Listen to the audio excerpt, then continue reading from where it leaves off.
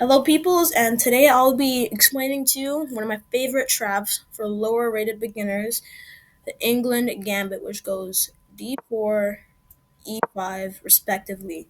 And in this video, I'm going to be explaining the main variation, which is takes knight c3. Now, after knight c3, a very common move is knight f3, and now you play queen e7 specifically. And if they play bishop f4, they're losing. Even though Stockfish says it's winning for white, at a lower rated game, this is completely winning for black. It can also be done the other way around. So they might play bishop f4 first, and you still do queen e7, and then they play knight f3. This check all the same, just in a different order. Now you play queen b4 check. They shall block. Now you take this b2 pawn.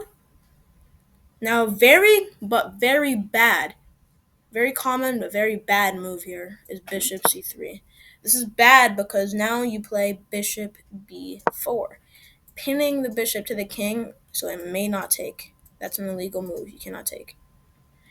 So they'll usually play this move, which is actually even more winning for black because now you take the bishop. They can't take with either pieces. They can't take with either pieces. They can't. If they take with the queen, boom. And it's also pinned. Take with the knight, still winning. Take the rook. And then they have this. But if they're very bad and they play them this move, it's bad.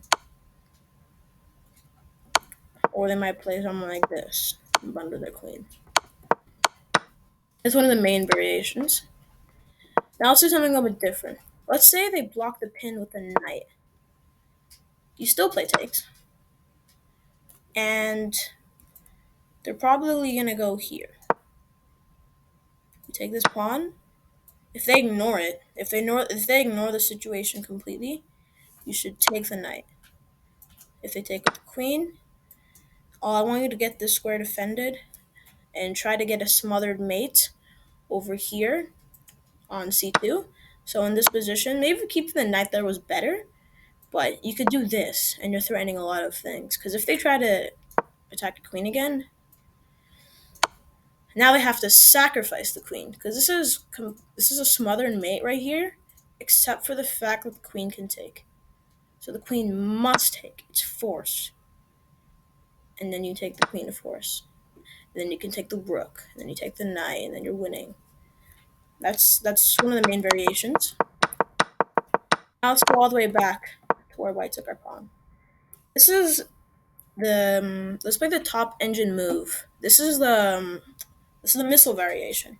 So if you know the intercontinental missile gambit, then you'll probably recognize this. But it's like with black.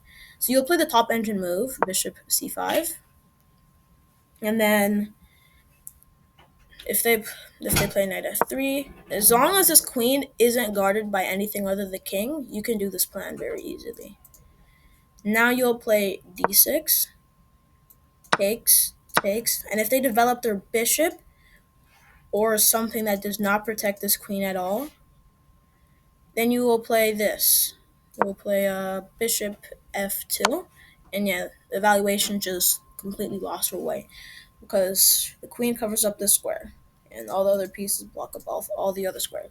So they're literally forced to take. You must take this bishop. And then after that, free queen. You're winning. And that's pretty much everything I have to say for the England Gambit.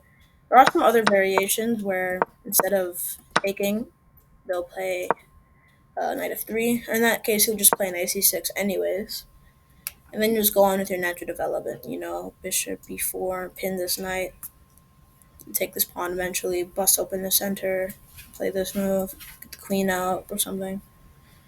And yeah, that's pretty much everything I have to say for the England Gambit. What you waiting for?